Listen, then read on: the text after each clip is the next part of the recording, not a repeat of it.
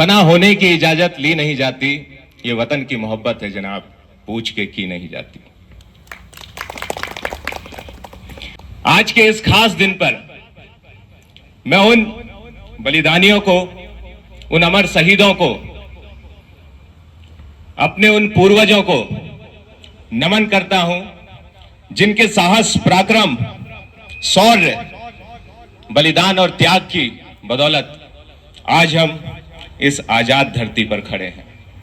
वो वीर जो खूब लड़े वीरों की तरह, जब खून खौल फौलाद हुआ, मरते दम तक डटे रहे वो, तब जाके देश आजाद हुआ, तब जाके देश आजाद हुआ। आजादी, आजादी, आजादी। हर वर्ष आज के दिन हमें आजादी का ये शब्द याद आ जाता है और बड़ी भावनाओं के साथ दिल के अंदर तक गहराई से बहती हुई फीलिंग्स उस दिन निकल के आती है, उमड़ के आती है। देशभक्ति के गीत गाते हैं, सांस्कृतिक कार्यक्रम होते हैं, उस दिन ये भावना बिल्कुल उबाल पे होती है।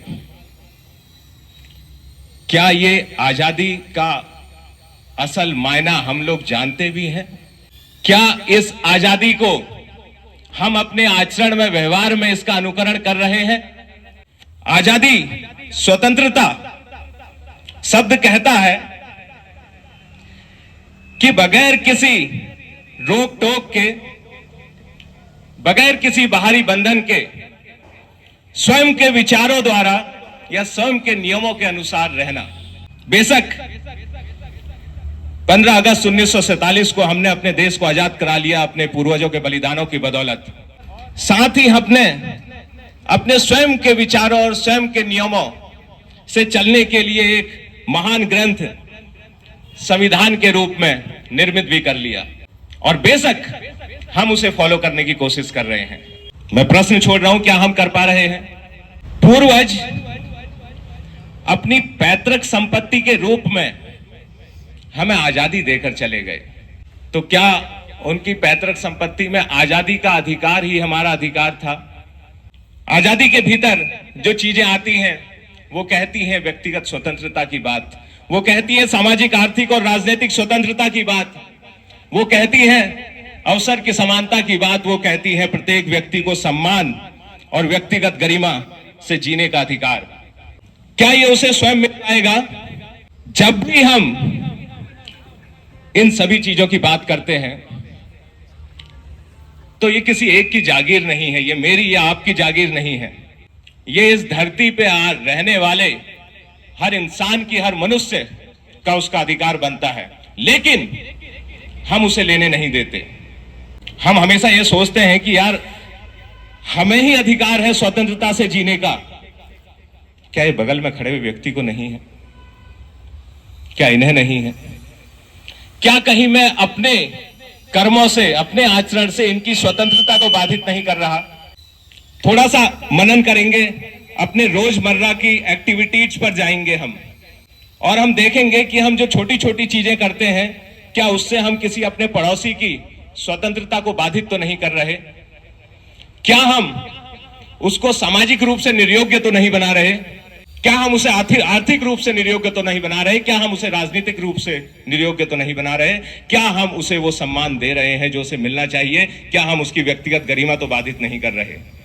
बहुत छोटी छोटी चीजों से कर देते हैं और हमें नजर भी नहीं आती। हमें लगता है कि वो प्रश्न तभी उठेंगे जब कोई बाहर का देश आकर के भारत पर आक्रमण करेगा, तब जाके ये चीजें ऊपर निकलेंगी। नहीं, हर दिन हमारे पास मौके हैं कि हम अपने पड़ोस वाले को ये फील करा सकें, उसको वो स्पेस दे सकें जो उसे मिलना चाहिए, जो स्वतंत्रता के रूप में उसे मिलना चाहिए। हम ऐसी भावनाओं से ग्रस्त हैं जो ईर्ष्या के रूप में आती है दूसरे के लिए, जो कुड़न के रूप में आती है दूसरे के लिए, जो ईगो के रूप में आती है, अहंकार के रूप में, सर्वव्याप्त हैं। ये 3-4 तो जो मैंने कही, ये ऐसी सर्वव्याप्त हैं, इन पर कंट्रोल करना जिसके बस में है वो बहुत महान व्यक्ति है। हम बड़े आम हो जाते हैं। छोटी सी पावर मिली, घमंड से सीना भर गया और फिर ये सोचा कि मेरे साथ जो भी सहयोगी हैं या मुझे इतनी पावर मिल गई है तो ये तो अब मेरे गुलाम हैं, ये तो मेरे दास हो गए हैं और मैं इनके ऊपर, इनको अपनी अधीनता में रखूंगा, अपने आधिपत्य में रखूंगा, मैं उनके साथ वो व्यवहार करने लगता हूं। क्या मैं यहां पर परिवार शब्द नहीं ला सकता? हम बात करते हैं वसुधैव कुटुंबकम की, क्या हम केवल भारत को भी कुटुंब के रूप में महसूस करवा पा रहे हैं? क्या अपने एक छोटे से कार्यालय को कुटुंब के रूप में महसूस करवा पा रहे हैं? मेरे साथ सारे सरकारी कर्मचारी और अधिकारी इस समय हैं, सब अपने आप से पूछें वो किस तरह से काम करते हैं, उनकी कार्यशैली क्या है, क्या वे अपने अपने कार्यालय को परिवार के रूप में समझते हैं, क्या अपने साथ में काम करने वाले को बंधु समझते हैं, या फिर एक छोटी सी कुर्सी मिल गई तो अपने को राजा समझ लेते हैं, भगवान और ईश्वर समझ लेते हैं।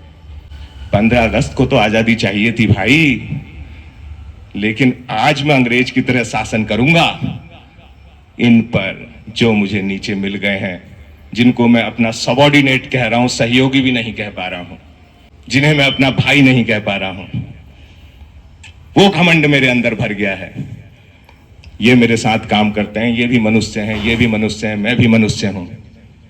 इनका भी वही स्पेस बनता है जो मेरा बनता है। किसने कहा कि मैं इनको निम्न फील कराऊं या ऐसा फील कराऊं कि ये मेरे सामने बहुत ही छोटे व्यक्ति हैं? क्यों मैंने इन्हें सम्मान का व्यवहार नहीं दे सकता? क्यों हम अपनी कार्यशैली में वो चीज नहीं ला सकते? लोग सोचते हैं कि जब वो बहुत बड़े व्यक्ति बन जाएंगे, बहुत बड़े से मतलब भाई प्रधानमंत्री बन जाऊंगा, मुख्यमंत्री बन जाऊंगा या राष्ट्रपति बन जाऊंगा, उस दिन मैं लाऊंगा स्वतंत्रता, उस दिन मैं समानता का व्यवहार करूंगा। अरे हर व्यक्ति का अपना सर्कल ऑफ इंफ्लुएंस है, प्रभाव क्षेत्र है, हर व्यक्ति के प्रभाव में कुछ ना कुछ लोग हैं। क्यों नहीं उनके साथ वो परिवार का व्यवहार कर पाता है? क्यों उन्हें स्वतंत्रता फील नहीं करवा पाता है? इतनी सी, कहीं कहीं तो ऐसा भी देखने को मिलता है कि वो पुरानी कुर्सी पे बैठा था, प्रमोट होकर थोड़ी सी ऊपर बैठ गया तो इतने में ही फूल गया। अब उसके संसार, उसकी दुनिया अलग हो गई। अब तो भाई मैं जाने क्या बन गया हूं। हमें झांकना होगा अपने अंदर बार बार, इस बात को समझना होगा कि वो जो आजादी हर 15 अगस्त को हम जिसका गुणगान करते हैं, अपने दिलों के अंदर जिसको लेकर के आते हैं, क्यों हम अपने आचरण में उसे नहीं ला पा रहे हैं? कैसे हम कह रहे हैं कि हम असल रूप में स्वतंत्र हो गए? इन तुच्छ भावनाओं के जब तक हम शिकार हैं, तब तक हम एक नहीं हो सकते। जाने कितने प्रकार की चीजें, जाति, धर्म, लिंग, मूल, वंश, भाषा और भी इंसान के बस में हो तो वो निकाल के ले आएगा। भाई ये छोटे लोगों का देश है, हट। ये कालों का देश है, हट। उसको जितना मिल जाए वो इतनी घिनौनी मानसिकता अपने अंदर तुरंत लाने को तैयार रहता है कि कैसे अलग करूं इसे अपने आप से। जब पूर्वज स्वतंत्रता का अधिकार आपको दे गए तो भावना दे गए कि एकजुटता की, वो भावना देना चाह रहे थे बंधुत्व की, स्नेह की, एक दूसरे के साथ मिलकर चलने की। लेकिन ये मनुष्य जब उसे अधिकार मिल गया तो उसके बाद उसने तुरंत जाति की खाई को और बड़ा कर दिया, धर्म की खाई को और बड़ा कर दिया, नारी पुरुष में भेद को और बड़ा कर दिया। तू उस भाषा का है भाई, तू साउथ में रहता है, मैं नॉर्थ में रहता हूं, इसको और बड़ा कर दिया। मैं कभी समझ नहीं पाया कि लोगों को क्यों आनंद आता है इस बात में। यह प्रश्न ताउम्र मेरे अंदर बना रहेगा कि लोगों को ऐसा करने में क्या मजा आता है कि खाई बढ़ाते जाएं। क्यों वो एक दूसरे के साथ भाई जैसा नहीं रह सकते? क्यों वो उस स्नेह के साथ नहीं रह सकते जिसमें एकजुटता की ताकत है?